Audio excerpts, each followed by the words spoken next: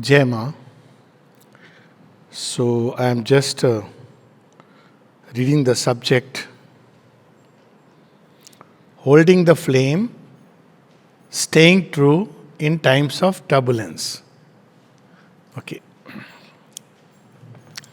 So we need to understand what really turbulence is about. And if we really look at human history, it's very interesting. Turbulence has been studied in several ways by different people. But basically, it goes to one short truth that times are never the same always. Times are changing, to use the modern song, but times are never the same. Now, this has been understood in several ways. So, there are people who describe time as a wave which rises and falls, or as a snake which is moving in a serpentine manner. In India, we have the image of the Sheshnag. So, Sheshnag, as it, on its one of its hood, there is earth, and when it changes from one to another, there is a lot of chaos and collapse which takes place. And it is very fascinating if we study our own life, or the life of a collectivity, or the life of a nation, or the life of the earth, we will see this happening. This is not something new. And we think it's in my life it is happening. We have a tendency,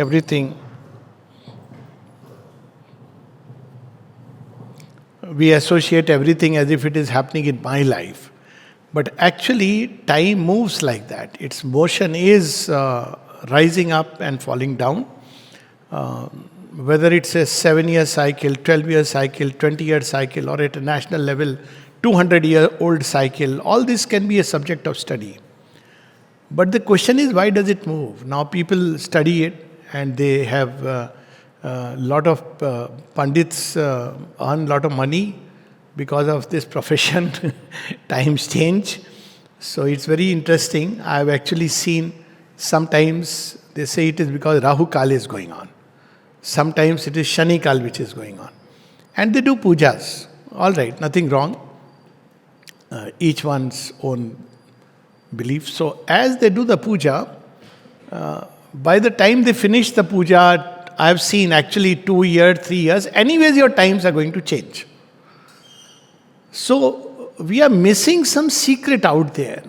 People study palmistry, they do numerology, but none of this gives us the real secret. Why there are moments when there are smooth, relatively smooth. Earthly life cannot be absolutely, but relatively smooth period, and any of us can actually observe our own life. And there are times when there are rough periods. This cannot be denied. This is a basic observation. So, when we use the word times of turbulence, and when we look at this whole things which are changing, and if we go to the heart of the matter, not these peripheries, palmistry, numerology, astrology, these are periphery. They are only notations. They are not the bosses. They just obey the orders. There is a very nice, Aurobindo's Ilion starts with this assembly of the gods.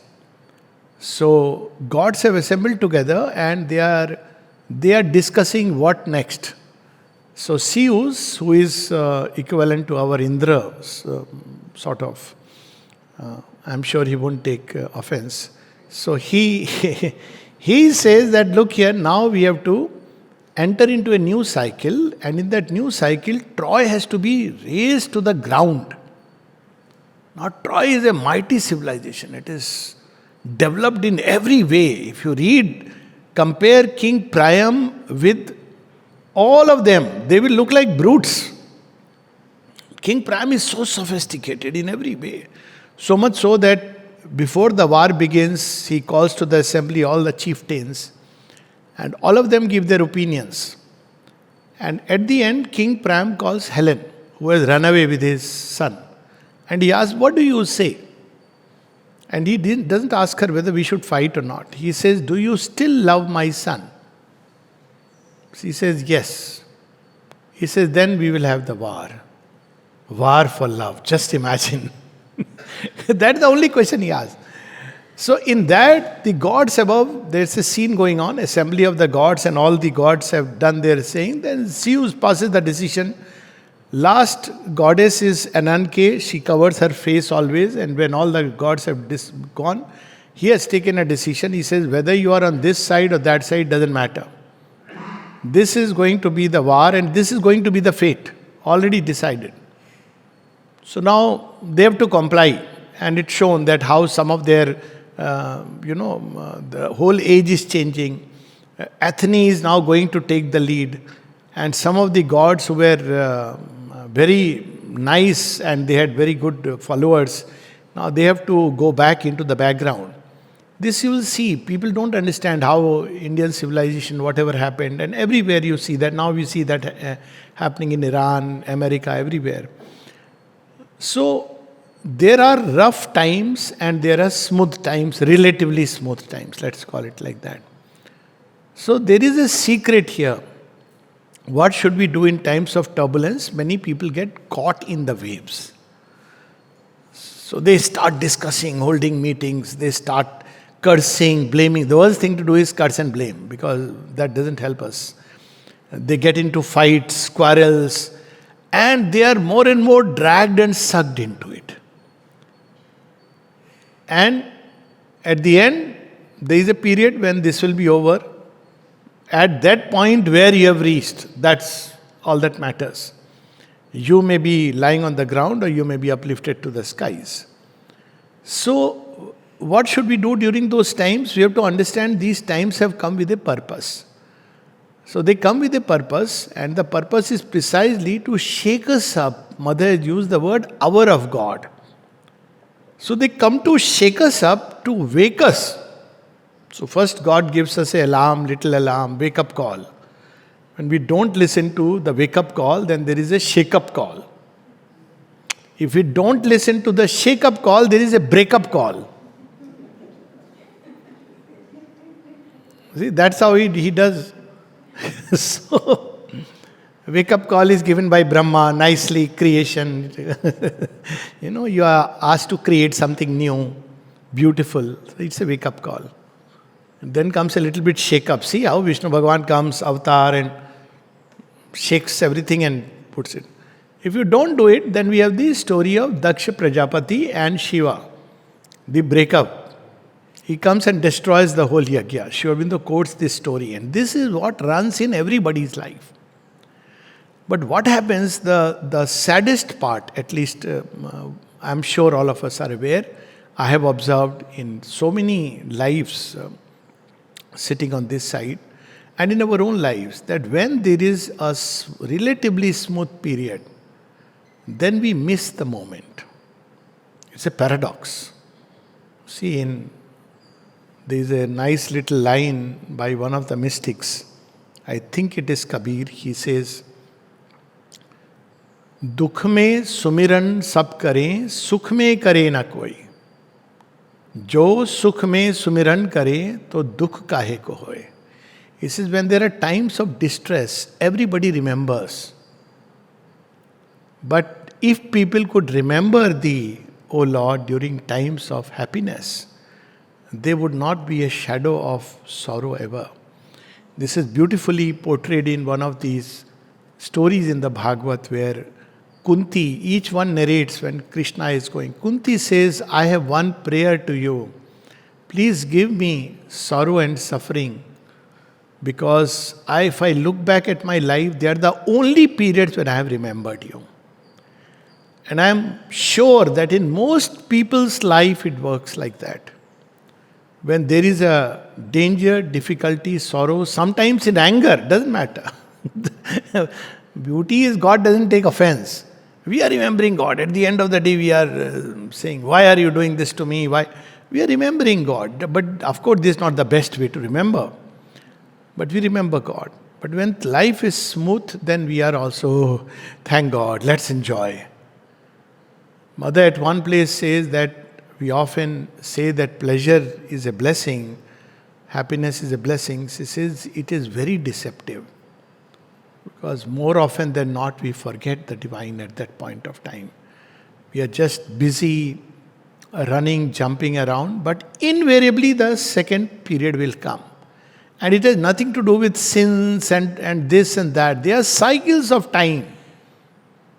So there will be a time when things will be very turbulent. They will be broken up, shaken up. And that is the time we most remember. We try to understand, we look within, whether we like it or not, we reflect what's going wrong, why things are happening the way, whatever way, 100 ways we try to navigate through those difficult times, and yet they don't leave us. It's not like just because we have reflected, it'll go on for some time. After that, for strange, inexplicable reasons, outwardly, suddenly things become smooth. Now, this is a time window. It's a window given to us, and it applies at every level. It applies at collective level, individual level, national level, world level, everywhere. It's a window given to us when we can now reflect on the real causes, and based on that we take the forward leap. We can look back quietly, see that, look, where is it that we are, where is the problem really lying within us, not problem outside us, and we can take a leap. See, 1960, I think Youth Hunt was that time the Secretary General of the United Nations. He made a very strange observation. He says that, well, if as long as humanity remains what it is, it will keep on fighting, and probably it is time to change humanity. And if that is required, I think we should do that. Strange, prophetic words flowing from inside. Well, nobody listened, that's a different story altogether. But if you look at the way the world is going and individual life, this process is going to become more and more intense. And while it may look like a pressure of circumstances or situations, developing situations, deep within it is the crisis of consciousness. Aurobindo pointed it like, Brahma, the new creation is coming. In 1914, no, not 14, but he started writing the Life Divine. So somewhere maybe around 16 or 17, this passage he must have written. That, we are living in times when there is going to be upheavals. And there is a great crisis which is going to come up. And this crisis ultimately is like one of those waves which can completely destroy us or rebuild us. And Mother spoke about it. And we don't have to worry about the means of destruction. Plenty are there. But the new creation, very few people know about it. So especially for us, those who are connected with the Mother and Aurobindo, I think there is only one particular thing we should keep in mind, and aspiration, that which is the hope, and that hope is the new creation. Frankly, if human beings remain what they are, or what we are, okay, let's put it like that, driven by ego and desire, whatever we may do, we may make very nice systems, but these systems are not going to last. And I'm reminded of this before the new creation thing in 1926. Now this is the 100th year actually of this event, which the event of, overmind creation had manifested. All the gods were manifesting in the disciples. And Mother goes to Aurobindo and says that the gods have agreed and they are ready to manifest in the disciples. And overmind creation had been brought down to earth. Aurobindo just looked at her and says, no. It will make a very big religion, very something stupendous as earth has ever seen. But it will not be forever secure. After some time, this will go down. This is what we see. Whether it be in India, whether it be now America or any other place, Europe. So there will be a rise, something very nice, and then it will fall down, collapse. And then the Mother says, I understood in my inner consciousness. She completely removed all of that, and the process of the new creation started. So the solution that Mother and Aurobindo have given us is not political, is not democratic, it's not dictatorial, it's not this, that. Any human solution we have tried for ages and failed. And I think if we don't understand this, we are truly not ready for this, this great yoga which they have brought to earth and men. It is only and only the change of consciousness, the change of humanity. And that's why Aurobindo says, Mother's message is there, the future of the earth depends upon a change of consciousness. And the change is bound to come. This is the assurance. But it is left to men to decide whether they will collaborate for the change, or the change is thrust upon them by the power of crashing circumstances. So I personally feel I have got a few passages which I want to read from Mother's writing, that we should pay attention to those times when life is smooth. Because when life is turbulent, we will anyways look inside, we'll be compelled to look inside. But we don't pay attention to times when everything is smooth. We take it for granted. There are very nice things about it which have been written in poetry, but I don't want to get into that because that. So there are several things from the Mother's writings which show us the way. And of course, the hour of God is there, so it can give us a leap, these moments, or they can collapse us. And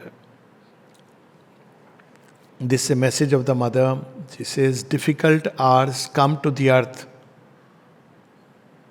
See, no Rahu Ketu, forget about that. It's just a waste of time. They are attendants. They are only managers. If you go to a manager, what will he say?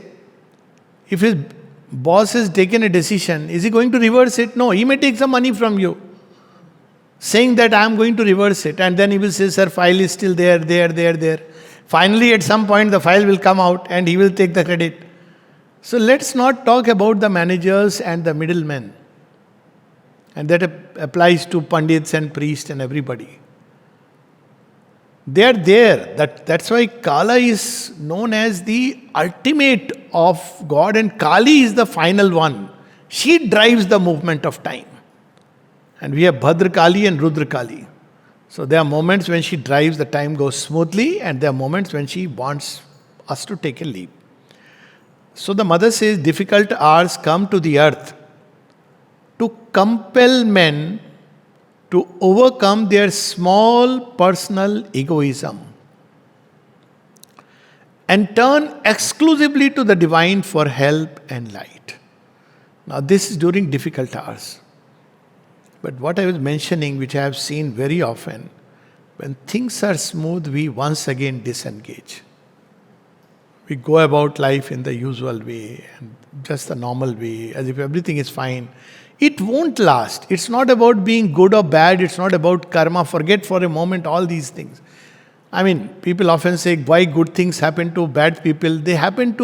Bad things happen to good people. They happen to everybody. It's not only bad. Nobody is pointed out.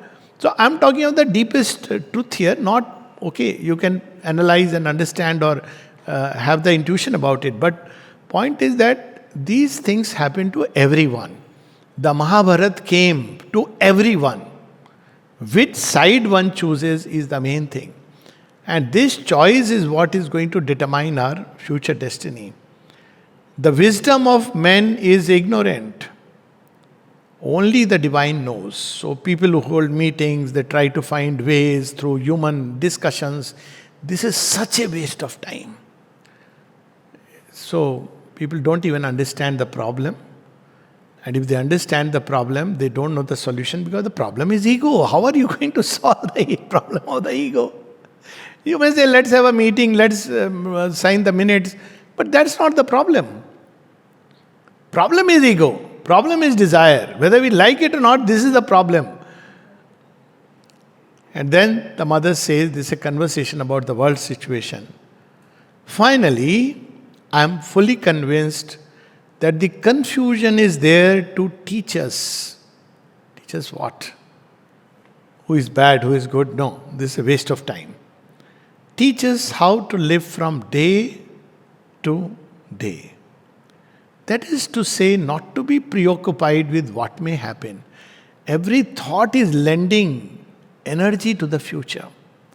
And at one place, Mother says we must be willing optimist. And to me, the root of this optimism is faith in the divine grace. As simple as that. Either the divine exists or doesn't exist. Now, I'm not talking of the witness Purusha as someone who exists. If the divine exists, there always is hope. If the divine doesn't exist, whatever means you may apply, it's all meaningless. What does it matter then? Whether you live or die, it's like... So she says, not to be preoccupied with what may happen. What will happen? Just to occupy oneself day by day with doing what one has to do. Our consciousness gets so much into the past and all the rough things going around. We know that. Humanity has been, let's say, fighting since Cro-Magnon man. It's not news. News is a few people here and there who are having aspiration. That's what will count at the end of the day. There's a very interesting story at the end of the Mahabharata. So when the Mahabharata war is over, all of them are saying, I am the one who killed so many, I am the strongest. And then Barbaric is the one whose head has been installed on a little hillock. He was going to finish everything in 2 arrows and Krishna beheaded him. Why? Because Krishna is on both sides. It's not like one side is good and one side is bad. There are egoistic people all around and they had to go. So they go and ask him that you have seen, he is blessed to have the vision that he can see everything, what is happening. His head is immortal. So he is like the Rahu Ketu story, but in reverse. So his head is immortal and he is watching the whole thing. So he is asked that, what did you see? Who is the strongest of us all? He laughed. And after laughing, he says, well, what can I say? I only saw Krishna in this side and Krishna on that side. So this is the inner truth which we forget. All thinkings, pre-plannings, arrangements and all that, one would expect Mother would say, very nice you're doing it. She says, are very favorable to much disorder.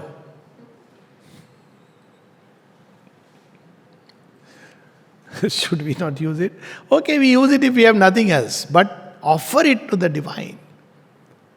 Cling to the divine. That's what she's saying. All that matters is cling to the divine and not to the world as it is. To live almost minute to minute, to be like that, gesture upward. Attentive only to the thing that is to be done at the moment. And then to let the all consciousness decide. We can never know things even with the widest vision. We can know only very partially. By giving great importance to things dangerous and harmful, you only add strength to them. We know in Auroville context, a book had come out or a couple of books had come out. Vision gone away. So somebody asked me, I said, all that I know is that which side the man stands. You have to be the divine to foretell all these things. What do you know? You don't know what's going to happen to your life. We can't see beyond the tip of our nose and we are predicting about, what the divine has manifested and is manifesting. So, and then she says, when you are assailed by the vision of such disorder and confusion, you have to do only one thing.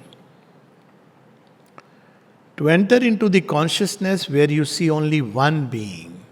See Krishna on both sides. One consciousness, one power. There is only a single unity, and all this is taking place within this unity. Sometimes some experiences are imprinted so deeply in you. As a child, I remember going to Kanpur. It's the Yamuna river which flows there. And Yamuna, of course, storms can come, all this. She is a turbulent river because she is sister of Yama. So she flows here. So that's why they say that she is the one who tied Rakhi to Yama. And Yama told, okay, today I am not going to those sisters who tie Rakhi to their brother. That's how the story goes. Set for the long life. So anyways, so I remember such a terrible storm that came. Suddenly, flash storm. What do? We were 4 or 5 members. So we just sat, the family members, holding to each other, eyes closed, head down. It's imprinted in my memory. All that we were doing was, Ram ji ka naam lo, Krishna ji ka naam lo. Take the name of Krishna, take the name of Rama.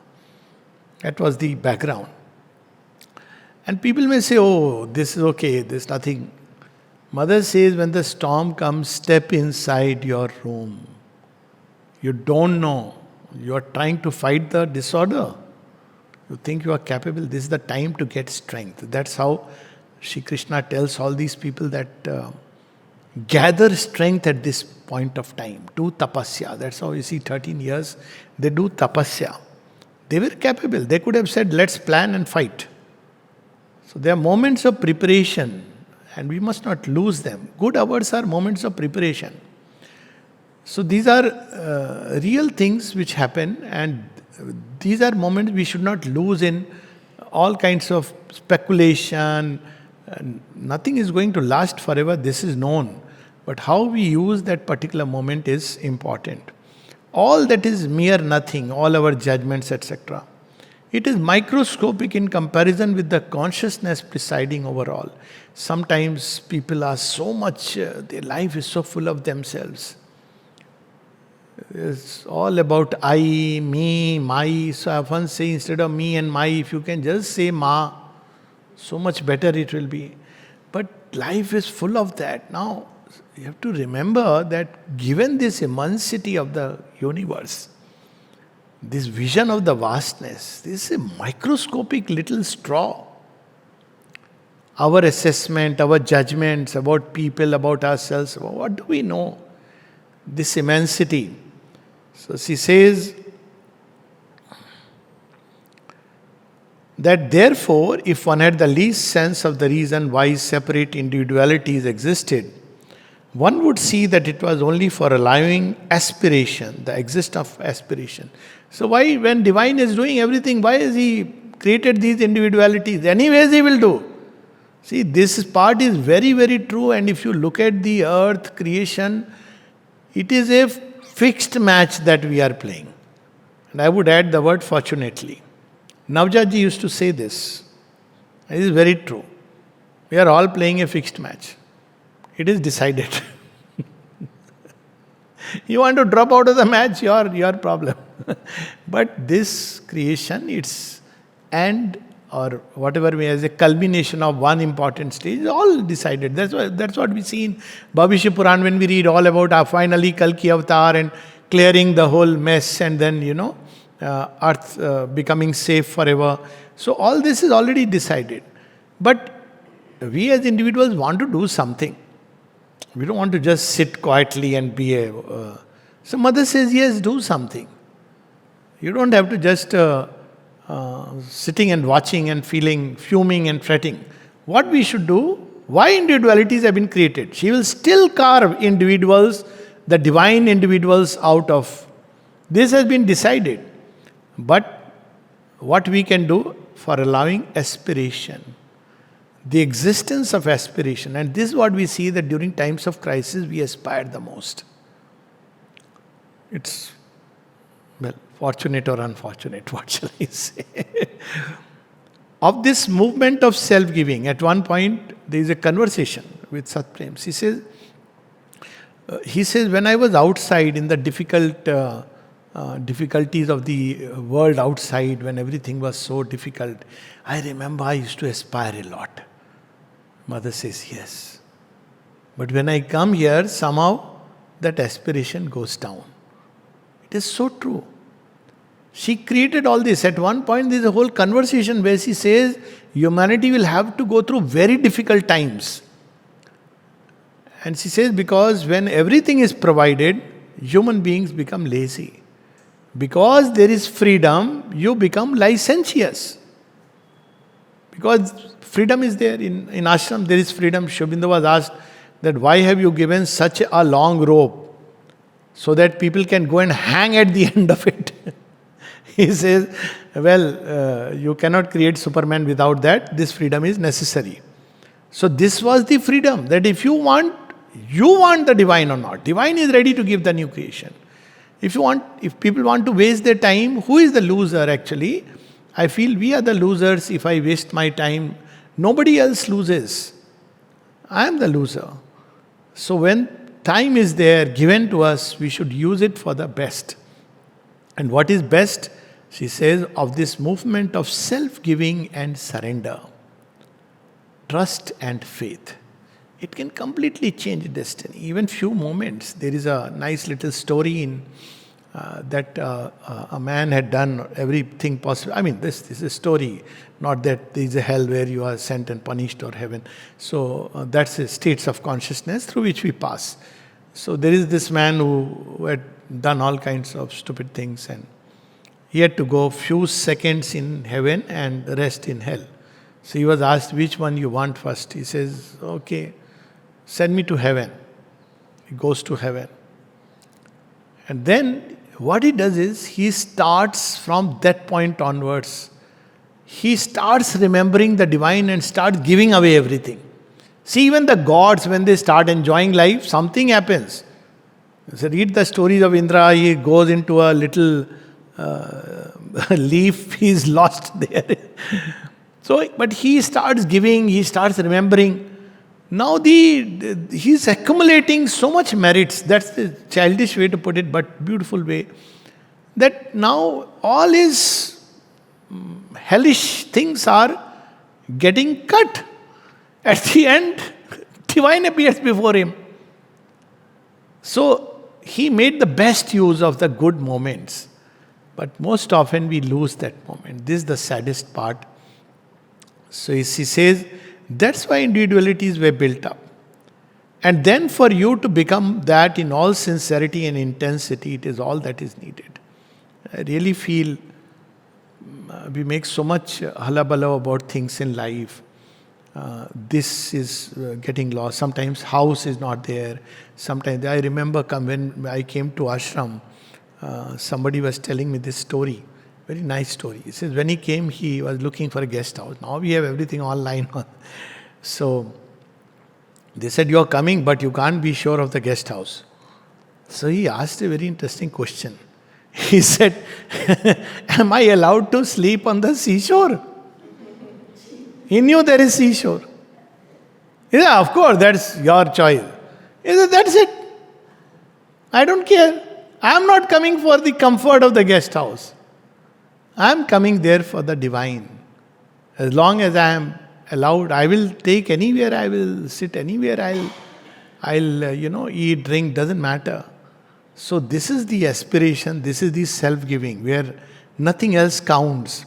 And who can obstruct our giving but ourselves? So she says, it is all that is needed. It is the only thing that stays.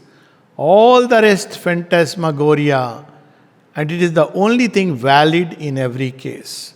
When you move, when the body is no more able to move. Here in care, old age home is not the right word.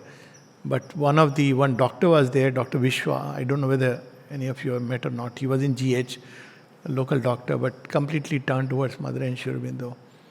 So at 90s, he was there. He couldn't move much, but he would be reading. So he was sharing this story. Even then, he would be reading Mother and Aurobindo.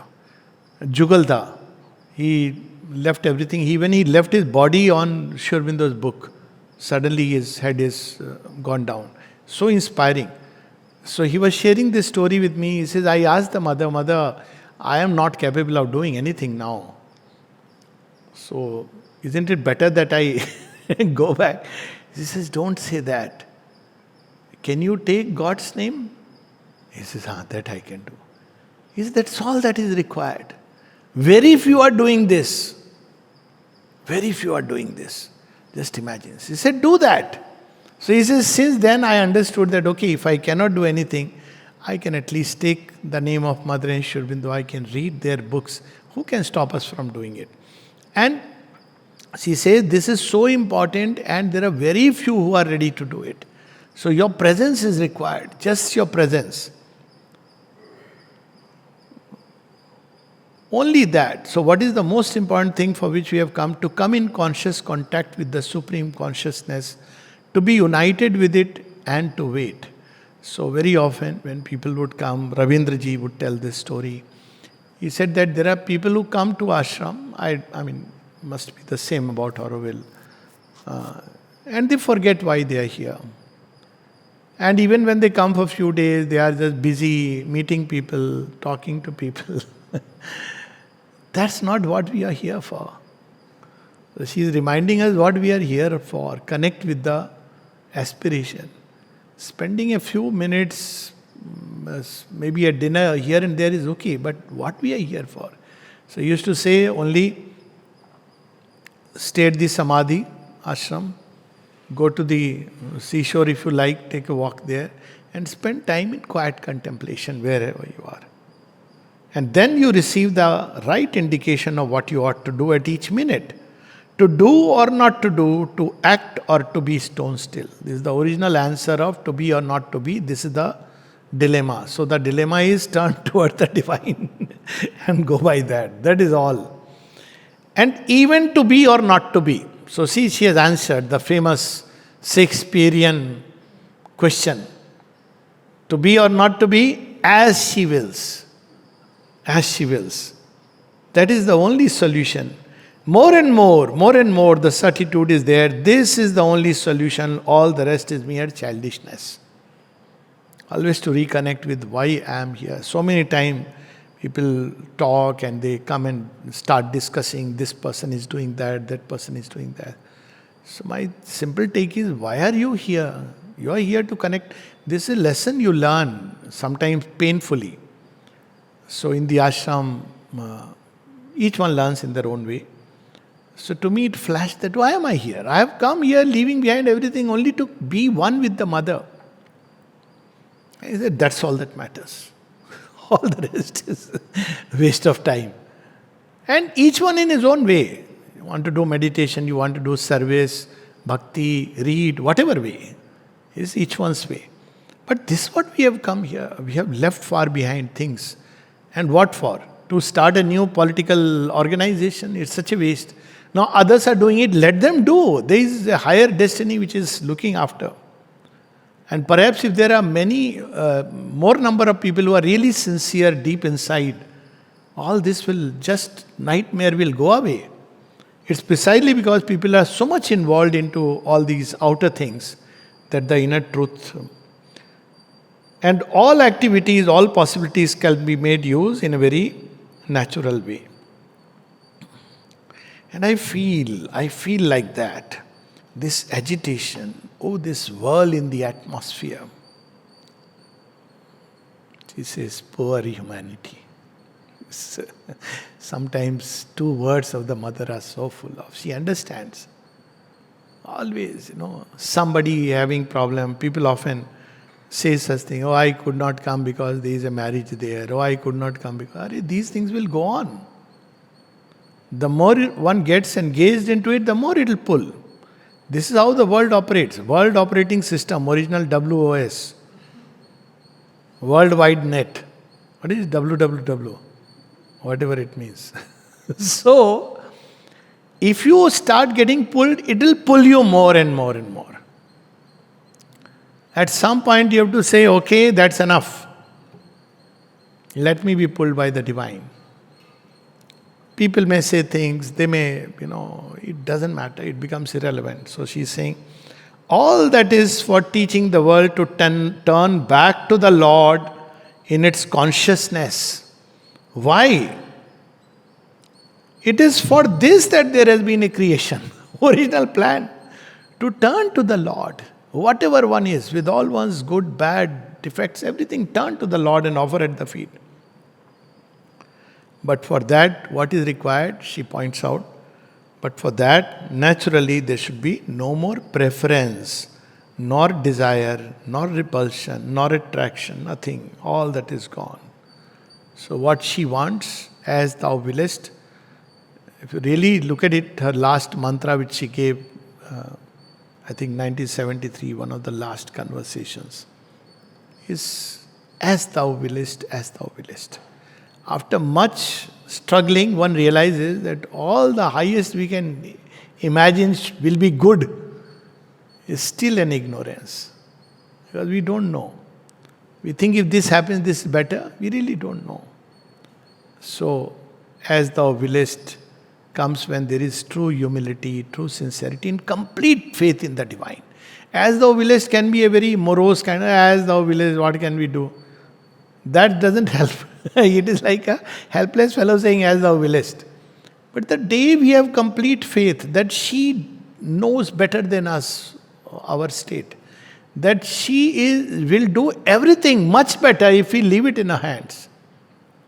Why should we worry? Why should we fear? All worry and fear is a sign of lack of faith. So she says, and above all, no fear. That is the most essential of all things. And truly, if you see what is there we are afraid of, what may happen. We give so much importance to, this may happen, that may happen, life, death, everything. But all that matters is, Sri Aurobindo says in one of the aphorisms, which often touches so deeply. He says the only tragedy is to die without realizing your psychic being. All the rest is all on the way, by the way. And she has given all this about men, countries, continent. We know about it, so I'm not reading it. The choice is imperative, truth or the abyss. So we can see that she spoke about fear, she spoke about money, she spoke about distrust, and all that is happening all over the world. So, then for us, she says, when someone has decided to consecrate his life to the seeking for the divine, if he is sincere, that is to say, if the resolution is sincere and carried out sincerely, there is absolutely nothing to fear. Because all that happens or will happen to him will lead him by the shortest way to this realization. And nothing outward needs to change. So one of the classic thing is story of Mirabai. She's being asked to get married. She asks one of her friends, what do you say? Is it okay that I get married? She says, yeah, my husband is too good. Morning bed tea till night dinner, everything he arranges. So I am free to remember God. She said, this doesn't look right. Something is amiss. So she asks another friend that you tell me what's your experience with marriage. She says, very good. My husband is the most horrible fellow in the world. He doesn't care for me at all. So thank God I can always remember the Lord. So she realizes it doesn't matter. Actually, this is the story of Mirabai. By default, it is showing this. People don't realize. She gets married to XYZ, Rana. But she is always thinking of Krishna. She is married to Krishna. So it doesn't matter. From riches to rags and rags to... It's a beautiful story. I've actually had some living experiences with Mirabai. Been to the place where she had lived in Chittor. And it's so amazing, that atmosphere which is so powerful. Even it's in ruins. The original place. Of course, they kept a little temple. This is... Yes. Yes. So she has shown the way that one should be, how one should be completely dedicated. It doesn't matter. So when she is given the poison, she drinks that poison happily. Now people don't understand. They think that ultimately it is, they succeeded. See, this is a absolutely wrong understanding that, her husband was feeling that what kind of he doesn't know what to do with her actually. So he finds a way, he sends her poison to drink. So when she holds in her hand, she knows it is poison. She drinks it smilingly. Now, what would have happened behind this, my personal revelation through some personal contact with her? It's not about he sent and he ultimately managed to get his work through. No. What went inside her is Krishna coming and telling her, well, this world doesn't care for you. Come and join me. So she drinks poison and actually fuses in that idol, which I have gone and seen that. She just fuses. For her, it doesn't matter. Life or death is irrelevant. What is important is how much we are one with her. So, that is the response of the grace. So, how does grace work? People believe that the grace means making everything smooth for all your life. It's not true. The grace works for the realization of your aspiration. And everything is arranged. This is so beautiful. To gain the most prompt, the quickest realization. So there is nothing to fear. If the goal is union with the divine, which is what the yoga's goal is, there is everything else. Aurobindo extends it to union of matter with divine, which is ultimate. Union of the mind with the divine, so that the mind is transformed into a divine light. Union of the heart with the divine, so that divine love flows. That's what he speaks about. The golden light came down into my mind and into my brain. The grey rooms of mind, sun-touched, became a bright reply to wisdom's occult plane, a calm illumination and a flame. The golden light came down into my speech, throat, and all my speech is now a song divine. So look at it like, ultimately what is transformation? Union with of the soul with the divine is yoga ordinarily, highest. Union of thoughts, mind, so that nothing else comes in the mind except what the divine wants us to think. Nothing else flows out of speech except what the divine wants us to speak. Nothing else flows out of the heart except, that love, divine love. None of those dark emotions, mixed emotions, hate, anger goes away. It's such a beautiful state. It is surprising that why won't one want it? It gives you freedom to have a heart which is free of hate, jealousies, anger, duplicity. Is such a freedom. Fear comes with insincerity. If you want a comfortable life, agreeable circumstances, etc., you are putting conditions and restrictions, and then you can fear. So always, at least, people often ask about ashram life, but it has no business in the sadhana. Here we have come for joining with the mother, becoming one with her in every level. Nobody else can come. Fortunately, nobody else can come in the way of that except myself. That's what the Gita says, Atmanev Atmano Bandhu, Atmanev Ripuratmana. We are the enemies, nobody else. There is no enemy outside. People may believe that they are enemies, that's their problem. People may think, oh, Dr. Alok Pandey is the most stupid fellow and he is my enemy. It's okay. Why should I spoil my own joy with that? And so she speaks of, in the difficult hours of life, what we should do. The imperative duty of each one is to overcome his ego. What happens? Okay, let him overcome, then I will overcome. It doesn't work like that. If you are not meant to overcome, you will not overcome even if the other person has overcome. This is the paradox of life. So, how to overcome? She gives in a total and unconditional self-giving to the divine. Constantly says, this is the short path. Self-giving to the divine. Then the divine will make you do what you have to do. What will happen to us? He says, don't worry about it.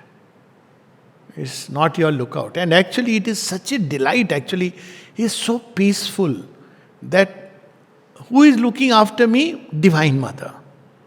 Not my physical mother, father.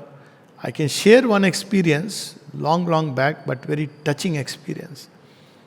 When my physical mother died, I think it was 2000.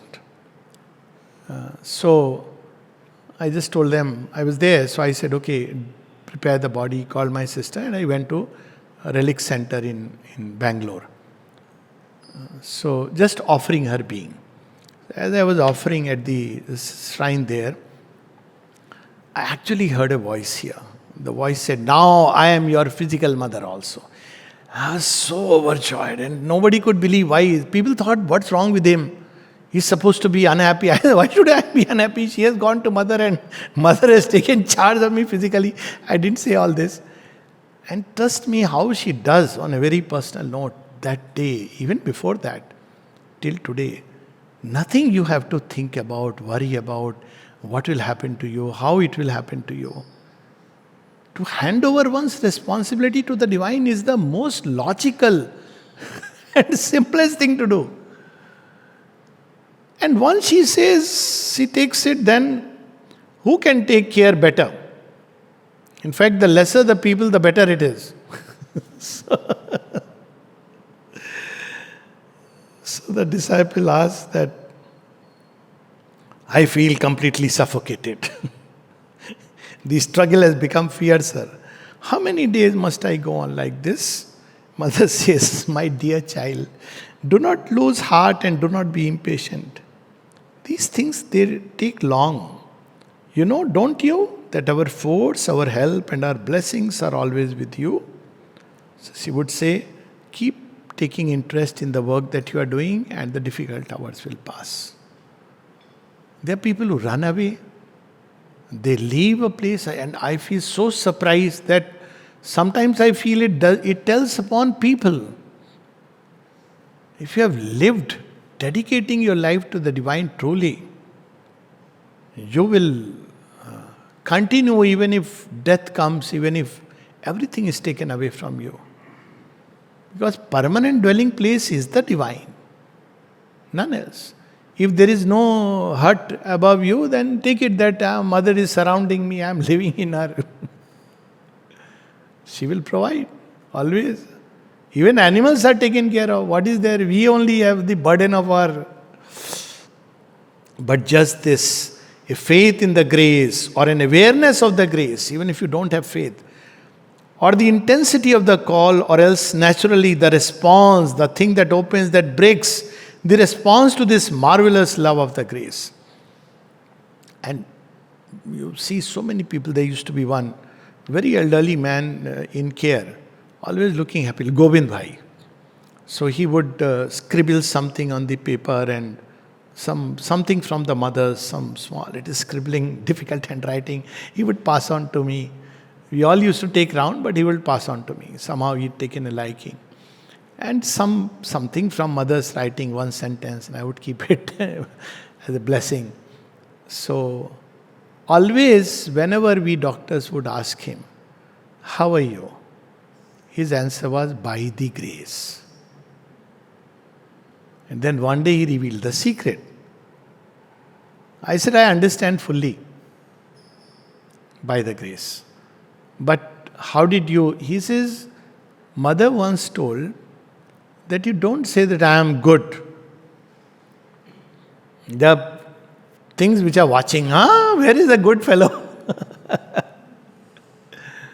But the moment you say by the grace, that even if things are horrible, they turn into a passage towards something beautiful. So by the grace.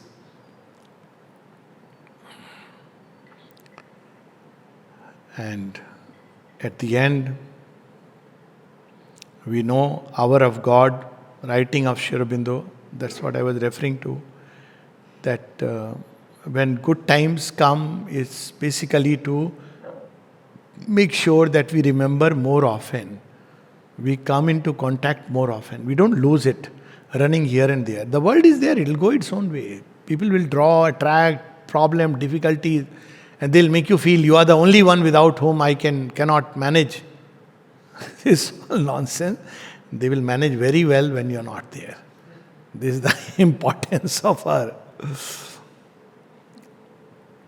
And finally, from where we started, the cure, lasting cure is transformation.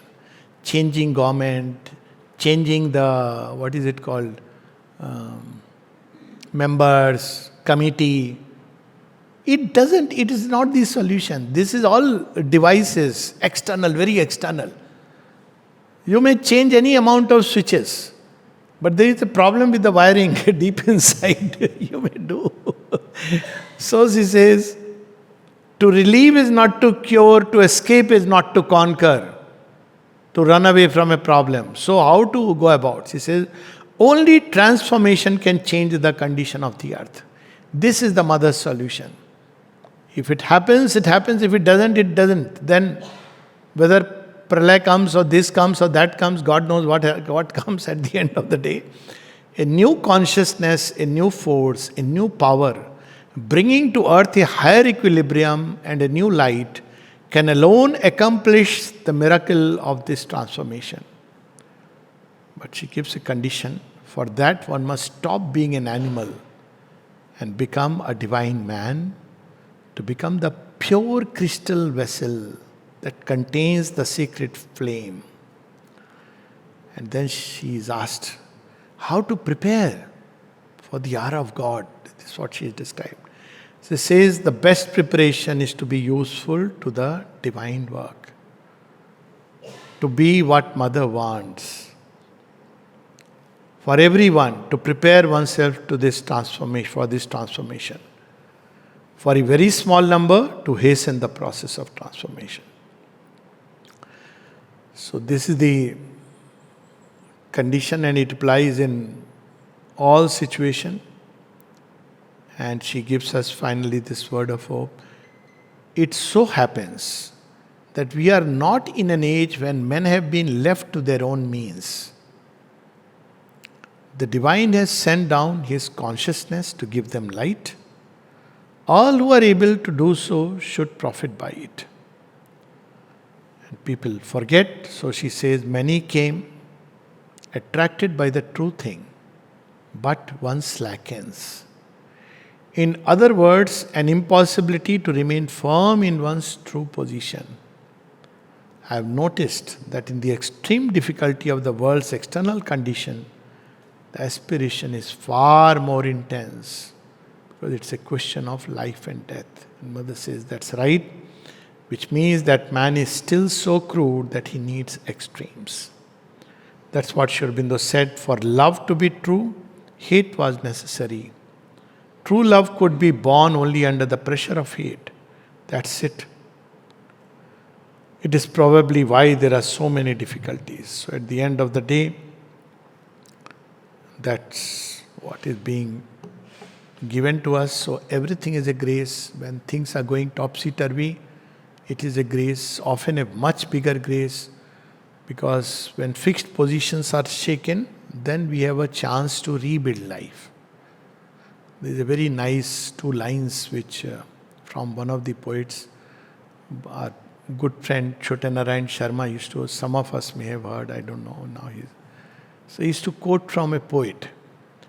So he would say, it's in Urdu, Sab nakhat ama ke doob gaye, sara akash tumhara hai. Nakhat is all the stars and the constellations. So all these stars and the constellations in the universe have sunk. What is that moment? That's the moment when it's thick of the night, dense night, and sun is yet to rise. So therefore he invokes the sun and says, now come, it's your hour. So when everything is taken away from us or is being taken away, it's a grace. When everything is being given to us, it's a grace.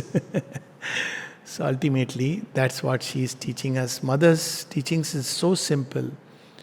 It's to live by the grace, to surrender to the grace, to give oneself to the grace, give one's beautiful things, give one's difficult moments, give when everything is going smooth, give when everything is going difficult.